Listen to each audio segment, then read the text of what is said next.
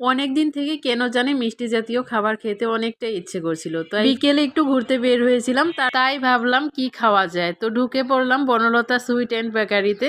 এখানে তো মিষ্টিগুলো অসাধারণ, অনেকটাই মজা লাগে এই বনলতা সুইট অ্যান্ড বেকারি। তো ভাবছি কি কিনবো, তো এখানে কেকগুলো তো এতটাই মজা, এর আগে আমি খেয়েছিলাম, অনেকটাই ভালো লেগেছে, তাই এক পিস কেক নিয়ে নিলাম। আর এখানে কালো জাম দেখলে তো আমার একদম লোভ সামলাতেই পারছি না। এখানে আমি আর কি করব, মিষ্টি খাওয়া নিষেধ, তারপরও আমি কি করলাম 250 গ্রাম কালো জাম কিনে নিলাম। আর এখানে ভাবলাম ভাজা পুরি কি কেনা যায়, তো এখানে দেখলাম যে গরম গরম একদম চিকেন ফ্রাই ভাজা হচ্ছে।